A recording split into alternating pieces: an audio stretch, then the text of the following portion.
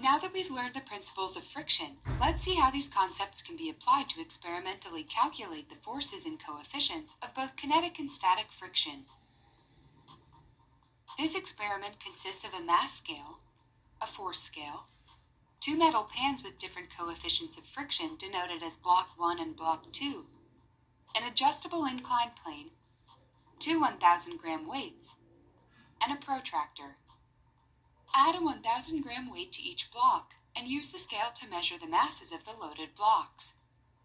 After connecting the force scale to block 1, pull the scale horizontally and note the force reading just before the block begins to slide. Record this maximal static friction force and repeat this measurement 5 times to obtain multiple datasets. Perform the same procedure using block 2 and record these values. Next, with the force scale connected to block 1, pull the scale at a constant speed and note the kinetic friction force on the gauge. Repeat this measurement 5 times to obtain multiple datasets. Again, perform the same procedure using block 2 and record these values. Now, place block 1 on top of block 2 and pull the scale at a constant speed to determine the kinetic friction force. Repeat this measurement 5 times and calculate the average. Then perform the same procedure with block 2 on top of block 1. For the next experiment, turn block 1 such that the smaller surface area faces the table and attach it to the force scale. Now measure the static friction force as before by making note of the force before the block begins to slide. For the last experiment, place block 1 on the adjustable inclined plane with the plane initially at an angle of 0 degrees. Slowly raise the angle of the plane and use a protractor to determine the angle at which the block begins to slide. Again, repeat this measurement 5 times to obtain multiple datasets, and perform the same procedure using block 2.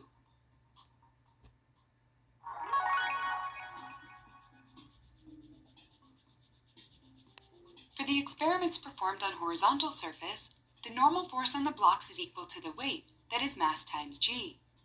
Since the mass of block 1 and 2 for both static and kinetic friction experiments are the same, F norm is the same in all 4 cases. Using the average of the measured force values for the various experiments and the formulae for both frictions, the coefficients of friction can be calculated. As expected, the coefficient of static friction is greater than the coefficient of kinetic friction. Furthermore, the respective coefficients for the 2 blocks are different since they each possess a different surface roughness. In the stacked blocks experiment, we know that the mass doubles in both cases, so we can calculate the new F norm. We already know mu k for the block in contact with the surface.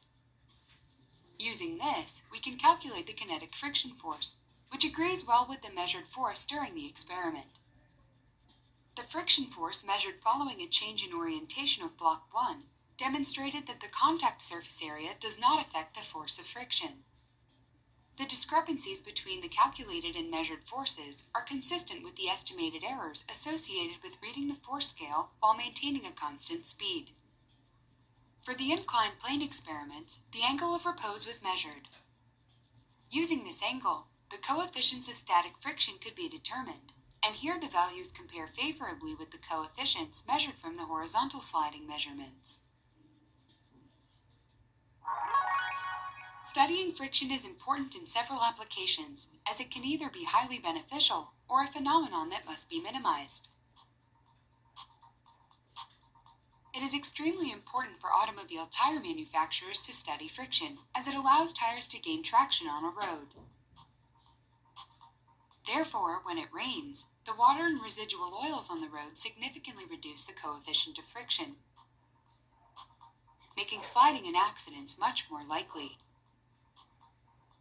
While engineers want to increase friction for car tires, for engines and machinery in general, they want to reduce it, as friction between metals can generate heat and damage their structures.